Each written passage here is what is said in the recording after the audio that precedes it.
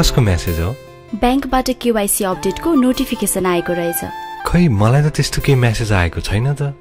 तिम्रो mobile number बैंकमा link भएको छ त? छैन, यो त मेरो नयाँ नम्बर हो। ओहो, त्यसो भए त तिमीले सुरुमा बैंकमा गएर आफ्नो नयाँ मोबाइल नम्बर बैंक खातासँग लिंक गराइहाल्नु पर्छ अनि केवाईसी का अन्य विवरणहरू पनि अपडेट गरिहाल्नु पर्छ। केवाईसी पनि फेरि अपडेट गरिरहनु पर्छ र?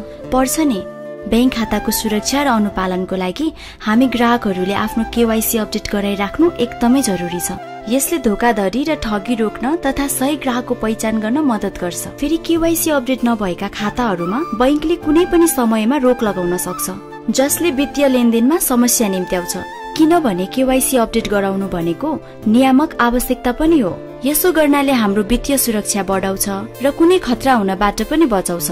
केवाईसी अपडेट गर्दा अरु के फाइदा हुन्छ त? जब हामीले हाम्रो विवरणहरू अपडेट गर्छौं, बैंकलाई हाम्रो खाताबाट हुने कारोबारको निगरानी राख्न सहज हुन्छ र खाताबाट अनाधिकृत रूपमा कसैले अनियमितता वा असामयिक कारोबार गर्न खोजेमा वा गरेमा सोको जानकारी दिई असुरक्षितताको जोखिम कम गर्छ, जसकारण हामी ठूलो हानि नोक्सानीबाट बच्न सक्छौं।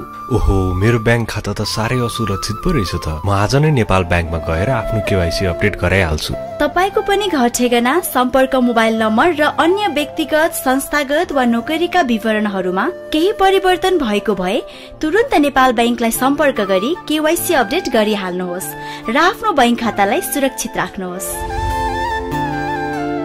समयसँगै अघि बढ्दै नेपाल बैंक लिमिटेड, नेपालको पहिलो बैंक।